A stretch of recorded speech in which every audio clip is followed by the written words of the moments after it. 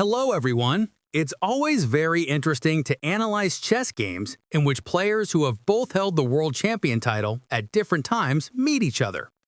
Even more fascinating are the games where there's a big age gap between the opponents.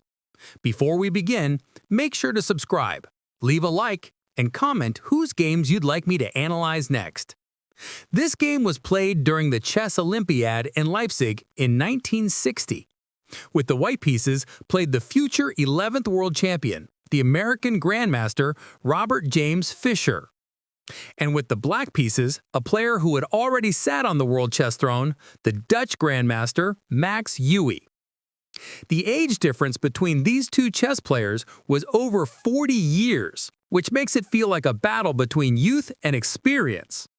But when we look at this game, we can't really accuse Fischer of lacking experience. In fact, in this game, in a well-known position, he introduced a new move, which confused the great theoretician Max Euwe. This game has significant importance for the theory of the Caro-Kann defense, specifically the Panov attack. So e4, Fischer begins. c6, d4, d5, the exchange on d5, and then c4. According to Fischer himself, at that time he was convinced that only the Panov attack gave white realistic chances for serious success against the Caro-Kann. Knight f6, Euwe replies. Knight c3, and in this position a very solid move is e6, as Karpov would later play.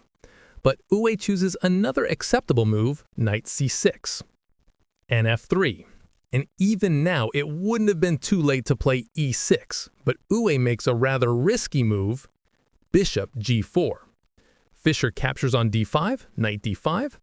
In this position, another world champion, the fourth, Alexander Alekhine, once played bishop b5 with white, as he did in his 1932 game against Sultan Khan and also in his game against Winter that same year. But here, Robert Fischer plays queen b3, attacking the knight and the pawn on b7. Black captures on f3 with the bishop, and after that, white recaptures with the pawn. Pawn takes on f3. If the knight greedily takes the pawn on d4, it leads to the loss of a piece. After bishop to b5, no matter what black does, they end up without a knight. That's why in this position, black played pawn to e6, a move that strengthens the knight on d5, but at the same time allows white to capture on b7, attacking the other knight. Knight takes on d4, bishop to b5, and after knight to b5 comes queen to c6, an accurate move that allows white to deprive black of castling, though at the cost of a tempo. King to e7 was played by black. Queen takes on b5. This position later appeared many times in games of strong chess players. Typically, most games following this line lead to a standard endgame. After queen takes on d7, knight takes on d5 with check, queen to d5, queen takes on d5, and pawn takes on d5. Fischer considered this endgame to be slightly better for white, but later practice, especially from Alexei Drev, a great specialist in the Caro-Kann defense, showed that black is doing completely fine here. For example, Drev played as many as 8 games in this endgame, never lost a single one, and even managed to win one. But in the actual game, Max Euwe played knight takes on c3. Of course, back then, players were only starting to explore the paths that would later become the main highways of Caro-Kann defense theory. So it's no surprise that even such famous theoreticians as Euwe sometimes made inaccuracies in these positions. Fischer recaptured on c3 with the pawn. Naturally, with the king on e7, black should try to transition into an endgame. Euwe immediately started working toward that, playing queen to d7. According to Robert Fischer, he had analyzed his position before the game and even showed it to Pulugaevsky. And Pulugaevsky suggested what seemed to be the most natural move, but it turned out to be a very strong one: rook to b1. The thing is, in this situation, white clearly has a damaged pawn structure, but at the same time, black's undeveloped kingside doesn't allow them to take advantage of it.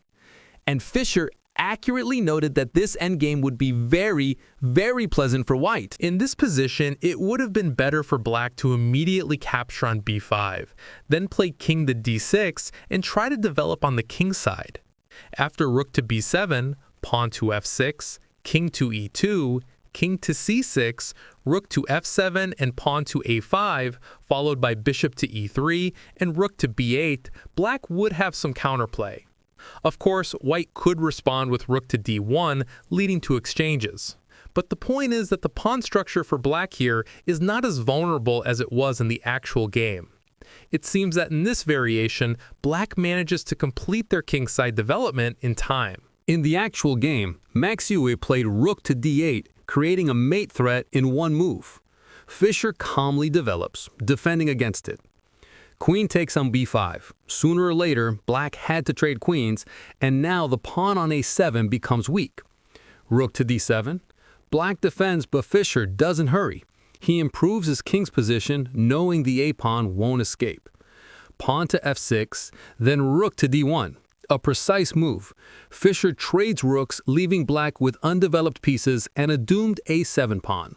After the exchange on d1, black's pieces became almost completely undeveloped, not counting the king, while white's pieces stood very actively. The pawn on a7 was doomed, and once it fell, white would get a very strong pass pawn on the a-file. However, after king to d7, Robert Fischer showed true champion-level restraint. He didn't take the pawn on a7 right away.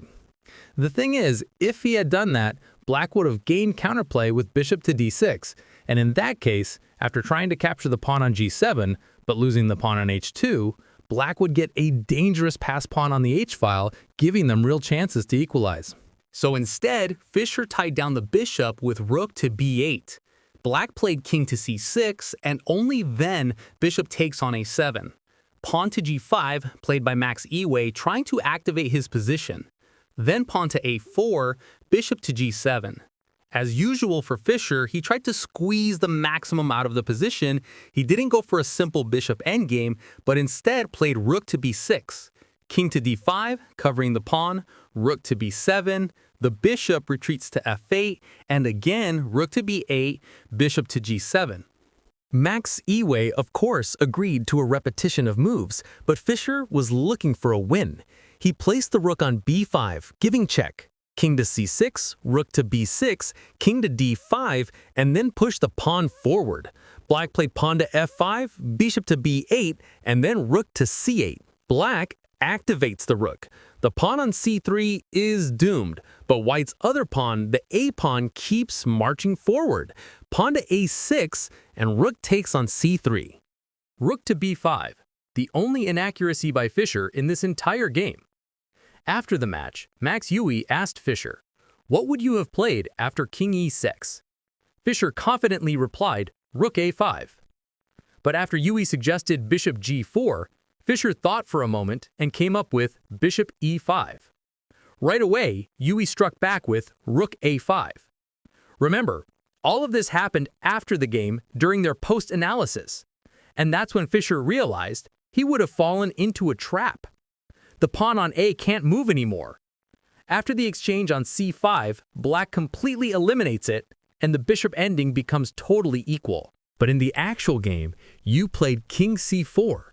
Fischer calmly replied rook b7, attacking the bishop. Then bishop d4, rook c7, and after king takes c3, it seemed like black could still put up a fight against the white pawns on the king side. But Fischer strikes with bishop e5, a brilliant pin, and now the a-pawn is unstoppable. Black is completely helpless, and Max Euwe resigns. And that's how this brilliant battle between two world champions, the past and the future, came to an end. A truly fascinating game where the young Robert Fischer proved not only his deep understanding of theory, but also his incredible endgame technique, forcing Max Euwe to resign. If you enjoyed this video, don't forget to leave a like, subscribe to the channel, and write in the comments whose games you'd like to see next. Thanks for watching, and remember, chess is awesome. See you in the next video.